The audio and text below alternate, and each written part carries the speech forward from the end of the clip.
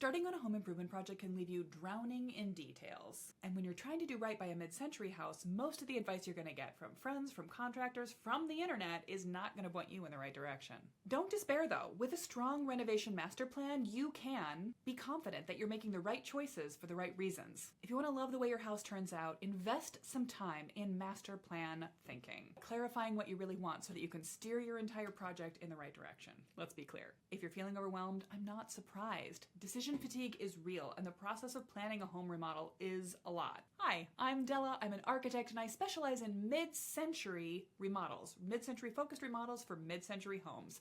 When I started working in this space, the home improvement industry was a $99 billion space. Now it's closer to $500 billion. This is such a huge machine, and it's coming at you fast, at full volume, trying to sell you all the things all the time. The question for you, though, is, does any of that do what you need? No matter how many people might help you make choices for your home, at the end of the day, it's yours, and you need to be the person with the strongest, most clear vision for what you want your house to be, how it'll turn from a house into a home. Particularly for us mid-century people, if your team is not familiar with mid-century design details or concepts, you need a way to make it really clear to them what you're trying to achieve and give them details and examples that are going to help them keep the mid-century in your house or put it back if you're already dealing with a house that's been flipped or stripped in the past. I talk about planning mid-century updates constantly. I teach it in clinics and classes, I guide homeowners through it in my coaching program, Ready to Remodel, and I create custom master plans for one-on-one clients. In each case, though, we follow the same process, the mid-century master plan method, and here's what it entails. You need a clear understanding of your personal priorities, what's important to you about your house. You also need to understand what's going on in the house, maintenance needs, a little bit of what's going on with the code, structural realities, and what shape it's in right now. You also need to figure out what mid-century means to you. Are you trying to turn your house back into a time capsule or keep it as one? Or are you trying to update in a way that will feel relatively timeless by keeping some mid-century materials and details intact, but still modernize it? You're not trying to live in a museum. You're going to want to test possibilities. Watch any of this series of case study videos to see how I always break a house down into 3 options, small, medium, and large, for each space, to help my clients Goldilocks their way into the right solution. In some spaces it might be the big dramatic one, in others it might be the least, but overall we can right-size the project to fit the budget and the time available by choosing the right scale of project for each part of the house. When you're done, you'll need floor plans, not necessarily blueprints, but at least a rough layout that you can show to the next person in the process, whether that be a code official giving you planning permission or a contractor who's going to help you make it happen. You want to have a sense of where the pieces are going to fall. And a collection of your mid-century details, the materials, the stain on the wood, the handles, the hardware, the colors, the tile, that are going to add up to a project that feels perfect for your taste and connected to the mid-century heritage of your house. Having that documented, having plans and details put together so you can easily share them with contractors or specialists is going to help you easily identify and find the team that's going to work well with you to make your dreams a reality. You get a master plan document by following the mid-century master plan process. Here's how that works. It begins when you focus your desires. I hope I'm not the first person to tell you that we can't actually have it all. If we're talking about fast, cheap, and good, you can go ahead and pick 2. The good news is, if you focus on what's actually important to you, you can usually have that. Especially if you have a limited budget for your project, and who doesn't? You'll want to put your money where your priorities are. For a medium-sized remodel or a DIY, this will involve some triage. You may have to cut some things from your to-do list, but this can also actually work well with a phased remodel, figuring out what you're going to do first and what you'll come back for in 2, 3, or 5 years. In that case, however, it's very important to have a big picture vision for everything you want to get done in your project before you start on phase 1, so that you don't end up doing something now that prevents you from coming back around to important work later. Plan the entire remodel and then pick it apart to figure out what actually fits your scale. It's so important to make these priorities personal. Do not pay attention to what the home remodeling industry is telling you should do to a kitchen, to a bathroom, to an owner's suite. Only make choices for your house that matter to you. If there's anything I come back to again and again and again, it's that remodels should be personal, and there's no reason to plan a remodel for resale value or ROI when those elements aren't actually going to make your life better. This process of focusing and prioritizing is also essential for couples planning a remodel together. Even or especially if one person is going to take point on the remodel process, communicating with contractors, planning for budgets, picking out materials, the first step is to make sure you're on the same page with each other, so you don't have the outcome of somebody devoting their life energy to a remodel plan for 6 months only to have their partner pop in at the last minute and say, "You're doing that? I don't like it."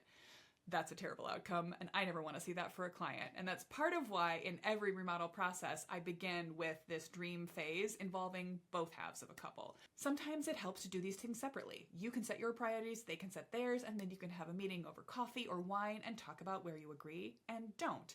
Other times, it's better to just talk it through together from the beginning. Your communication style will dictate this, but one way or another, getting everybody's buy-in on what matters most in the remodel before you start planning logistics is really important. The next step in master planning is to know what's going on with the house itself. When I'm the architect, this is work on my part to get familiar with what's going on with structure, with code, but it does involve a little bit of work on my client's part to send me the information if we're working remotely, to scan the house with a measuring app, and to take lots and lots of digital photos. Even if I'm in charge of the design, I still want my homeowners to feel engaged in the process, to know the build date of their house, to have a little bit of jargon and remodeling terminology in their back pocket, so it doesn't feel overwhelming to talk to someone in a showroom or to a general contractor and have that used car lot experience where you just know the person you're talking to knows more than you do and is pushing you around with that knowledge. If you're DIYing your master plan, you definitely want to invest a little bit of time gathering some essential information of the house. You don't have to hold this all in your head, but it's nice to jot down in some place a few key details about the house, when it was built, what you know about the structure, anything you may have gotten from the building inspection, what you know about necessary maintenance coming up in the future. Catalog your home's mid-century features, make a rough floor plan either on graph paper or with a scanning device that has major dimensions. Set up a collection of key photographs, each of the major spaces and any of the cool mid-century details you want to preserve. Maybe create a collection of materials to match, a piece of trim, a tile, a color sample of things that are already happening in the house that you do want to keep. And with a mid-century house, it's good to know in advance if there are any unsafe materials that are going to need to be dealt with. Lead to be remediated, asbestos anywhere in the house. These are things that will come up in a remodel, and if they're coming up unexpectedly, will make it more expensive or slow you down. The third step is to distill your mid-century style. This might involve a lot of scrolling on Instagram or Pinterest, but it shouldn't stop there. Ultimately, you want something more focused.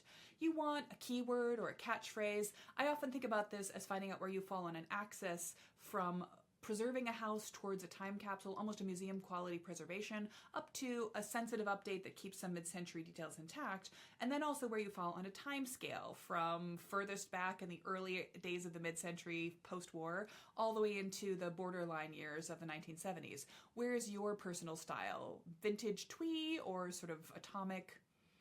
Vintage and twee or bold and atomic, somewhere in the middle. I often ask clients to give me a TV show or movie, either a time capsule either a show from the past or one that's set in a mid-century era today. When I had a client tell me they wanted a James Bond bar in the basement, I knew exactly what they had in mind, and I was able to draw up a couple of options that made them light up in response. So being able to communicate briefly but clearly about what you're looking for is really going to help people to understand how they can help you. With those important elements of pre-design information all gathered together, you can now start testing ideas. This is where we're going to throw spaghetti at the wall. You may have walked through your house on the day you bought it and thought about opening up a wall, changing a view, reconfiguring a single space, but I challenge you to test that assumption's correctness by giving yourself alternatives. I'm a huge believer in testing as many possibilities as possible, boiling it down to 3 viable solutions, and then considering them seriously. This is what I do for my clients based on what they've told me their needs are. I'll set them a 1, 2, 3, small, medium, and large option within their boundary of what seems appropriate. If you're working on this by yourself, just try different alternatives. If you've got one set layout from your kitchen in mind, think about what would happen if you moved the range or the refrigerator, shifted a window, mixed up circulation patterns. Keeping the kitchen sink where it is usually a good idea for simplicity. Once you've tested a couple of alternatives, you'll either come up with something you like better than your original idea, or you'll know that your original idea is good and tweak it into perfection from there. Get those plan alternatives down on paper and ultimately make a floor plan of what you plan to do. This doesn't have to be beautiful. I would encourage you to do this by hand on paper, or if you're a tablet user, maybe with a digital drawing, long before I encourage you to get into any kind of computer drafting program, particularly anything that's designed as like a room planner software that's going to encourage you to stick within the existing boundaries of your existing spaces. When you've got the ability to borrow space from one room to another or to move a room into a different part of the house for better functionality, you can think outside the box rather than working within the constraints of some kind of computer drafting model. But in the end, you're going to need something neat and tidy that you can use to communicate with people about what you've got in mind. Your master plan document will contain a floor plan, but it needs more than just a plan. It also needs some way to show what's happening in the 3-dimensionality of the spaces. how our built-in's going to work, how our material's going to play into it. When I create a master plan document for my clients, I'm using a floor plan, yes, but also sketched perspective views of various spaces inside the house and how they connect to each other. Details of built-ins, details of hardware and light fixture also show up in this space. And a record of provisional finish choices. Now, this is not a list of products you will pick, although you might have one or two dream products in mind. It's more important that you get the kinds of finishes, the metal, colors, and tones, the wood, grains, and stains, any repeating patterns of shape or detail. Your color scheme locked down here. Your master plan is a living document. It's great to keep it in an easily editable format like Canva so that you can make adjustments to it as you shift your budget, your scope, you get good ideas from other people that you bring into the process as you go along the way. But it also is important to keep it all documented. You cannot hold all the details of a remodel in your head. Here's the document we share with our clients at the end of a project. It includes reminders of the design process we followed along the way, as well as the outcomes we have decided on, both in floor plan and in interior and exterior views. It shouldn't include an essay because contractors don't necessarily want to read big chunks of text, but annotation is very helpful to make sure that each design move is clearly delineated. The master plan is both a process taking you through to confident decisions about what you want to do in your house and a document that helps you move forward from the conclusion of design into construction and communicate super clearly with contractors and specialists, knowing that they've got an idea of what you're asking them for and allowing you to compare apples to apples with over 100 mid-century homeowners and countless others inside of my coaching program, Ready to Remodel, and in specific design clinics on mid-century kitchens and basements and owner suites. The result is so consistent. This gives you clarity and confidence, and having the document lets you communicate clearly with someone who's going to help you make it happen. I'd love to hear from you about your experience remodeling. If you're contemplating an update, how has it got you feeling right now? And if you've remodeled in the past, do you feel like any of this process would have been useful to you at the time? What part of planning or leading a remodel feels most overwhelming to you right now? I might put together a video series where I break down solutions to more specific areas. Things like choosing the right house color, creating a style guide and material palette for your house, how to figure out where you fall on the mid-century style spectrum from vintage to modern mid-century updater, some things like that.